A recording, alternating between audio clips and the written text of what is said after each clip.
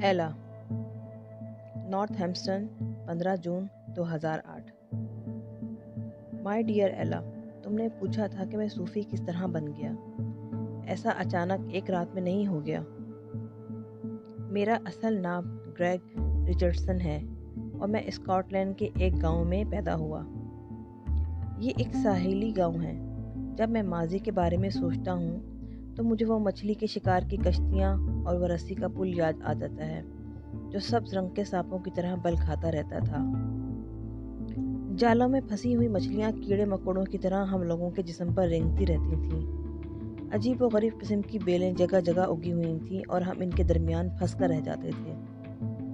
پس منظر میں سمندر کی بدبو اور تیز نمکین پانی ہمارے منہ میں بسا رہتا تھا۔ 1960 میں جب ہمارے دنیا میں انقلاب آیا تو میں نہ جانے کس طرح بہتا ہوا شہر میں آ گیا۔ یہاں میرے والد صاحب نے ایک کتابوں کی دکان کھولی اور میری والدہ نے بھیڑیں پالنی شروع کر دیں جن سے ہم اعلیٰ درجے کی اون حاصل کرتے تھے۔ بچپن ہی میں 2 کام سیکھ گیا، ایک تو گدڑیے کا اور دوسری طرف کتابوں کے کاروبار کا۔ میں اکثر درخت پر چڑھ کر آس پاس کا نظارہ کیا کرتا اور میری خواہش تھی کہ میں ساری زندگی اسی خوبصورت اور حسین ماحول میں بسر کروں۔ یہ سرسبز و شاداب علاقہ میرے دل میں بس گیا اور دونوں کام بھی اچھے لگنے لگے، مگر قدرت نے میرے بارے میں کوئی اور فیصلہ کر رکھا تھا۔ اب میں 20 سال کا صحت مند اور خوبصورت نوجوان بن چکا تھا۔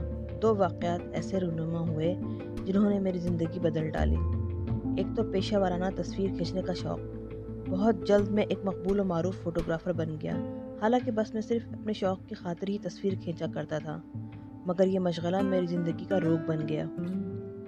اور دوسری تبدیلی یہ آئی کہ میں کسی کے عشق میں گرفتار ہو گیا۔ وہ ایک ڈچ لڑکی تھی۔ وہ دوستوں کے ساتھ یورپ کی سیر پر نکلی ہوئی تھی۔ اس کا نام مارگوٹ تھا۔ وہ مجھ سے 8 سال بڑی تھی، حسین، دراز قد اور بہت بڑا سا سر۔ اسے اپنے بوہیما کا باشندہ ہونے اور اپنی لاابالی طبیعت پر بے حد فخر تھا۔ اصول پسند، قدامت پرست، انسانی حقوق کی علم بردار، پھرتیلی اور چالاک، غرض کے اس کے کئی رنگ تھے۔ جہاں تک میرا تعلق تھا، میں خلق خدا کی خدمت میں کوئی دلچسپی نہیں رکھتا تھا، بس اپنی دھن میں مگن رہتا اور فوٹوگرافی کے شعبے میں کمال حاصل کرنا چاہتا تھا۔ ایک بزنس اسکول سے گریجویشن کے بعد میں نے ایک بین الاقوامی فرم کے لیے کام کرنا شروع کر دیا۔ حقیقت یہ ہے کہ مارگوٹ کو میرے کام اور تنخواہ سے کوئی دلچسپی نہ تھی۔ طاقت اور دولت کے نشے میں چور میں اپنی دنیا آپ بنانا چاہتا تھا۔ ہم نے اپنی زندگی گزارنے کا پورا منصوبہ تیار کر لیا تھا۔ ہمیں 2 سال تک والدین نہیں بننا تھا۔ اس کے بعد ہماری زندگی میں 2 لڑکیاں آئیں اور ایک مثالی خاندان کا میرا خواب پورا ہو گیا۔ میں پورے طور پہ مطمئن تھا کہ شاندار مستقبل ہماری راہ تک رہا ہے۔ ہم دنیا کے بہترین اور جنت جیسی سرزمین پر رہائش پذیر تھے۔ اس ملک میں دہشت گردی، چوری چکاری اور لوٹ مار نہیں تھی۔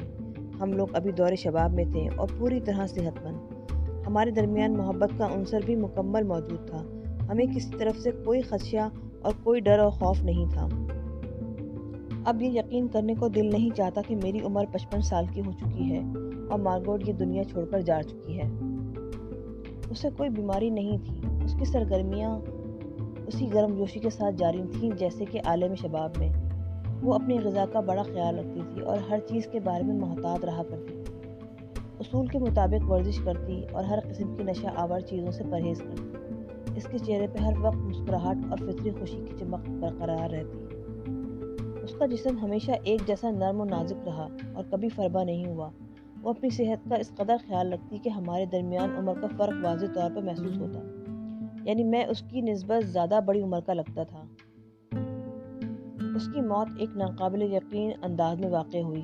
ایک رات جب وہ ایک روسی صحافی سے مل کر واپس آئی جس نے امان کے لیے درخواست دے رکھی تھی، تو ہائی وے پر اس کی کار درمیان سے یکدم ٹوٹ گئی اور وہ خاتون جس نے زندگی بھر کبھی کوئی بے اصولی نہیں کی تھی اور ہمیشہ قانون پر کاربند رہی تھی، اپنے ہی اصول کی خلاف ورزی کر بیٹھی۔ بجائے اس کے کہ وہ گاڑی ایک طرف کھڑی کر کے مدد کا انتظار کرتی، وہ کار سے اتر آئی اور فیصلہ کیا کہ پیدل ہی چل کر کسی آبادی میں پہنچ جائے۔ کالی پتلون کے نیچے اس نے کالی ہی جرابیں اور سینڈل پہنی ہوئی تھیں۔ اس کے پاس کوئی ٹارچ وغیرہ بھی نہیں تھی، یعنی وہ اس قدر سیاہ ہو رہی تھی کہ اندھیرے میں ایک ٹریلر اس کے اوپر سے گزر گیا۔ یوگوسلاوین ڈرائیور نے کہا کہ وہ اسے نہیں دیکھ سکا، چنانچہ اس طرح مارگریٹ اندھیرے میں ہی اندھیرے کا حصہ بن گئی۔ جب میں بچہ تھا تب محبت نے میری آنکھیں کھول دی اور میری زندگی میں رنگ بھر دیے۔ وہ تضاد کا ایک مجموعہ تھی، انقلابی خیالات کی پرستار، لازوال ہمت والی اور تخلیقی صلاحیتوں سے مالا مال، کمزور اور نازک، بالکل گلاب کی طرح۔ میں نے تہیہ کیا کہ میں اس کا ساتھ دوں گا اور دنیا کی ہر مصیبت سے اس کو بچا کر رکھوں گا۔ کیا اسے بھی مجھ سے اسی قدر شدید محبت تھی؟ مگر میں نے اس کے بارے میں کبھی نہیں سوچا۔ بس میں اتنا جانتا ہوں کہ اپنے انداز اور طور طریقے کے مطابق اس کے دل میں میرے لیے چاہت موجود تھی۔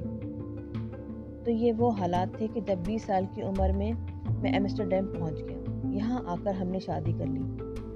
مارگریٹ نے اپنے آپ کو ان مہاجرین کی مدد کے لیے وقف کر دیا جو یورپ میں انسانیت سوز سلوک کا سامنا کر رہے تھے۔ ایک ادارے کے لیے کام کرتے ہوئے جو خصوصاً مہاجرین کی مدد کے لیے ہی متعین تھا، اور اس میں وہی لوگ شامل تھے جو سخت زخمی حالت میں تھے۔ سب سے بڑا مسئلہ انہیں جگہ جگہ سے جمع کر کے ہالینڈ لانے کا تھا۔